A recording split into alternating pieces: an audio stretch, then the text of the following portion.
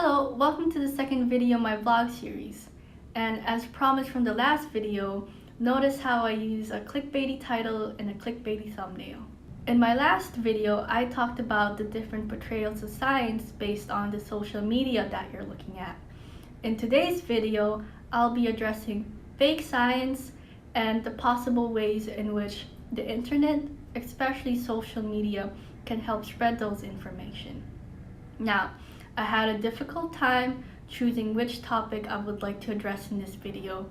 So just like any major life choices, I'm making someone else do it for me. So let's spin the wheel and find out.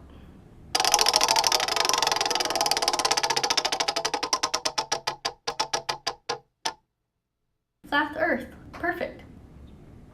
God, I feel like I'm gonna get targeted for this. The Flat Earth community has gained a large following these recent years. We have celebrities B.O.B. who has posted several tweets about the Flat Earth model, and in fact he even helped finance an expedition that could potentially prove that the Earth is flat. And we also have a lesser known celebrity but extremely famous within the Flat Earth community, Mark Sargent. Mark Sargent would upload clues on YouTube that would explain how the Earth is actually flat and how we've been deceived the whole time. And he's also one of the main organizers for the International Flat Earth, which meets every year. So he's a pretty big deal if you ask me. We also have YouTuber Patricia Steer that has a YouTube channel called Flat Earth and Other Hot Potatoes. And she would have guests and interviews all about the Flat Earth theory. So how can social media and the internet help spread the idea that the Earth is actually flat? Well, picture a world where there's no social media or there's no internet. And you have this brilliant idea that the Earth may actually be flat.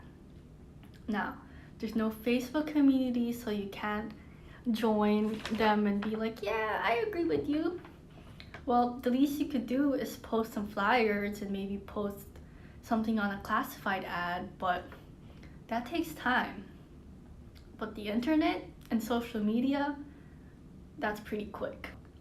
People who believe that the Earth is flat can use social media, connect to other people, and establish a community around something that may necessarily not be true.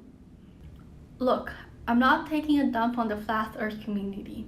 If I were to look for the Earth's curve and I didn't have the accurate or precise tools, and if I were to only use my eyeballs, I would also conclude that the Earth is flat. And if I don't understand something, I would create an explanation that could be easily understood. But when I'm even lazier, sometimes I just call it magic.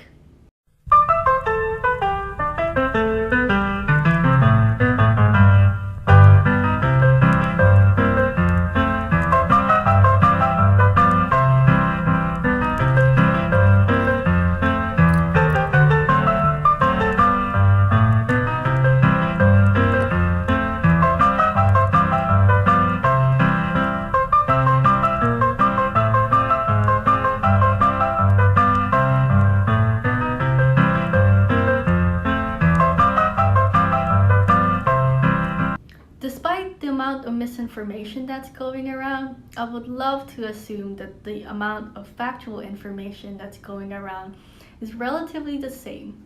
However, this means nothing and is not reality. It's so tempting and so easy to handpick information that we mostly agree with and best fits our narrative.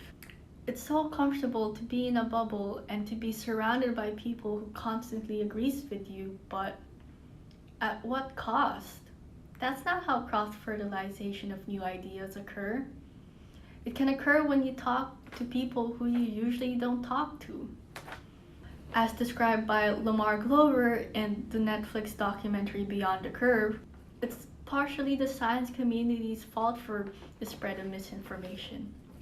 I mean, we've ridiculed the Flat Earth communities, called them dumb, called them stupid, and they've been casted aside, so of course the divide between the flat earth communities and the science community is even greater. These are the kinds of people that we need in our science community. They naturally ask questions and have this inquisitive drive to discover more about the world, which is what science is really all about: curiosity and discovery. At the science community, do better.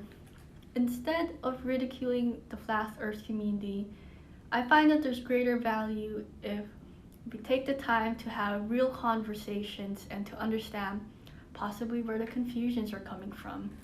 Well, that's all I have for today. My next and final video will be a wrap up of all of the major concepts that I've talked about in my video, but I haven't thought of anything in particular yet.